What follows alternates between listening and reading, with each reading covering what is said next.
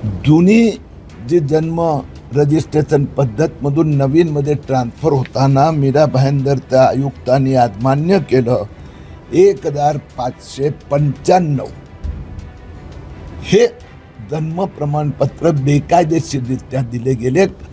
महापौरांना आणि भाजप अध्यक्ष उपमहापौर यांना मी विनंती केली आहे, त्यांनी विनंती मान्य केली आहे की ह्या जे 3000 डाऊटफुल बर्थ सर्टिफिकेटचं फॉरेन्सिक ऑडिट केलं पाहिजे।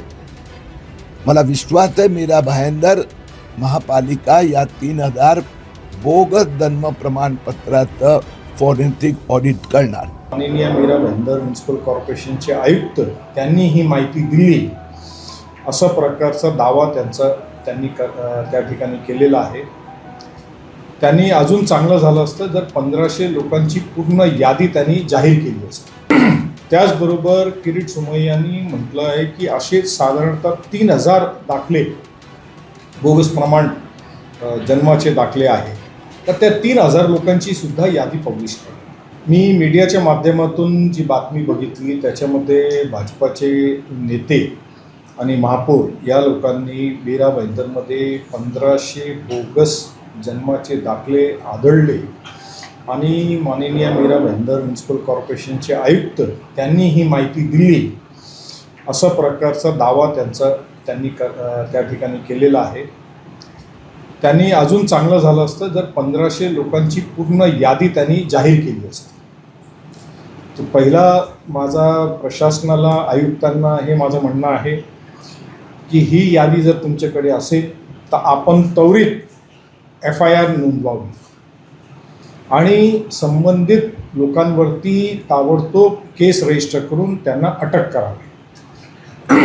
त्याचबरोबर किरीट सोमय्या यांनी म्हटलं आहे की असे साधारणतः 3000 दाखले बोगस प्रमाण जन्माचे दाखले आहे, तर त्या 3000 लोकांची सुद्धा यादी पब्लिश करा। त्याचमध्ये त्यांनी हे म्हटलं की भिवंडी, मुंबई, मीरा भाईंदर आणि मीरा भाईंदरमध्ये परत त्यांनी नयानगर मध्ये 7 लोकांचे जन्माच्या दाखल्यावरती बोगस प्रमाण तयार करण्यात आले। तर ते कोणी केलं, कसले दाखले होते, कोणत्या डिपार्टमेंटचे होते, हे कसं काय आढळले याची तक्रार महापौरांनी किंवा किरीट सोमय्या यांनी अधिकृतरित्या पोलीस प्रशासनामध्ये FIR त्यांनी नोंदवलं आहे का? नोंदवले नसतील तर त्यांनी ते नोंदवावे, जेणेकरून खरं काय खोटा काय लोकांच्या समोर येईल आणि जर काय हे चुकीचं असेल तर त्या दोषींवरती प्रशासनाला पोलिसांना कारवाई करता येईल। अन्यथा अशा प्रकारचं बिनबुडाचा आरोप करायचं आणि शहराला बदनाम करायचं हे योग्य नाही। म्हणून आमची मागणी अशी आहे की सदर प्रकरणाची कॉग्निगन्स पोलीस प्रशासनाने सो मोठू घ्यावं।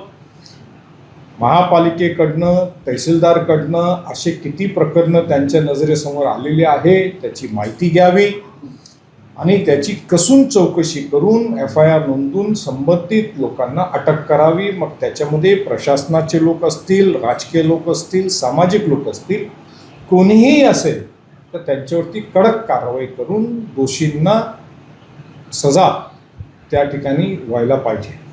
अन्यथा लोकांचे दाखले हे बोगस आहे म्हणून आता येणारी जूनमध्ये मुलांचे शाळाचं, कॉलेजचे, पोस्ट ग्रॅज्युएशनचं असं विविध ठिकाणी जन्माचे दाखले आणि इन्कमचे दाखलेची गरज पडते। अशा प्रकारची बातमीमुळे या सर्व मुलांचं शिक्षणाचं नुकसान होईल, लोकांचं रोजगारचं नुकसान होईल आणि लोकांना ऐनवेळी ते दाखले तुमचे चुकीचे आहे हे सर्टिफाईड करून आणा आणि ॲडमिशनची शेवटची तारीख असेल, ह्या सगळं कॉम्प्लिकेशन्स तयार होईल। ती कॉम्प्लिकेशन पुढील 15 दिवसानंतर होऊ नये त्याच्याकरता प्रशासनाने सुमोटिव्ह ॲक्शन घेऊन FIR नोंदवून खरं खोटं काय ते प्रसिद्ध करावं। महापालिकेने ती 1500 असेल का 3000 असेल किंवा तहसीलदारनी ती यादी पब्लिक डोमेनमध्ये प्रसिद्ध करा।